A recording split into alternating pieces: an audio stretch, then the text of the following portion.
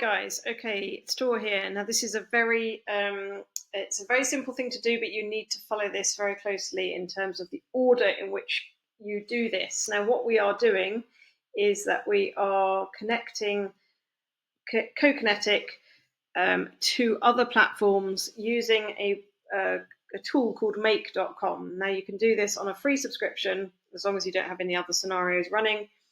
And what this enables you to do is to be able to pass your new leads that you're going to collect through our lead collection pages into third-party platforms as long as they are integrated with make.com. We can also, I think, use Zapier, but unfortunately it requires a pro subscription, so there is a cost to it, which is fine if you're already a Zapier customer, but if you don't, then let's start with make.com because you can do 2 scenarios for free and it all works nicely.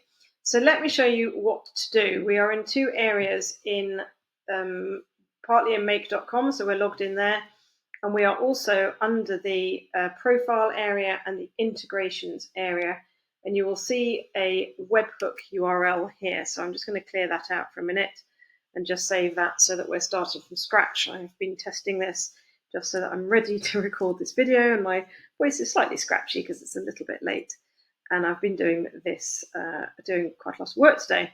So we're we're under integrations in Co-Kinetic under your profile, and we've logged in to make.com, so you just have to create yourself a free account, you don't need to pay for it. And then we are going to click this create a new scenario.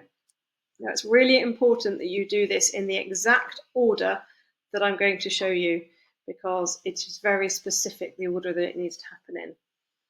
So the first thing we are going to do is we're going to choose a webhook. You can see mine there, but if you also type in here, it's just that my laptop goes very slowly when it's filming. What we want is a custom webhook. So it's very important that you get this particular one, custom webhook. It's not webhook response, it's not custom mailhook, it is custom webhook. So you're going to select that option. Now then you're going to choose a hook under here, and what I would suggest you do is you add. So I've got some test ones under here, but let's not confuse things. We're going to add a new one. So you click add, and then you can put, for example, I don't know, Co-Kinetic leads in here. Leads, hopefully I haven't got one of those already, and click, let's just do 5 because I've been testing this a bit. So you would just put Co-Kinetic leads, that would be fine. Click save, and then it will do this little scrolly bit, and then it will say it's looking for data. So what you're going to do first is you're going to copy this address to the clipboard, and you're going to go into your user account details area, and you're going to paste that webhook in there just like that. So then you're going to click save, that's the first thing to do, and then you are going to send test webhook by doing that. And then we go back into integration webhook, and as long as you've done that in time while it was still looking, it will say successfully determined. As you can see, there's a little green tick, and you can do OK. And then I would just save that. Let me hide this bar under here. Click. So just save that so that we've got that progress going. Now the next step is that you are going to add another module, and this one is called JSON parse. So that is spelled JSON, and you can see there that you've got a parse JSON. So you're just going to click that option. Now, click on the JSON string and you will see this little value in here. So click value and click OK. And then we're going to save that again, and it's going to bleat and say it shouldn't be, but you're going to save anyway. And then you are going to go and send some more test data over there. So let's just go and click this test webhook again. So click test webhook again, come back to make.com and do run once and run anyway. And we're going to wait for new data. While that's going, you could actually just send that again just to make sure that it gets it while it's fresh. And then that's what you're looking for. It doesn't matter how many times you click that test webhook, by the way. You want these to go green. So that's what you're after. As soon as you've got those going green, we are good to go to the next stage. Now, in this stage, we're going to connect to MailChimp.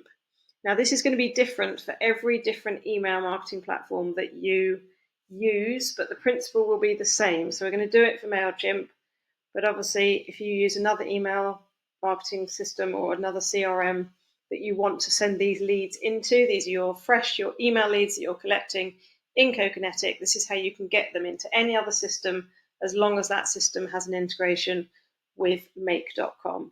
So I can't unfortunately answer all questions about every single different platform because there's just too many of them to be able to do that.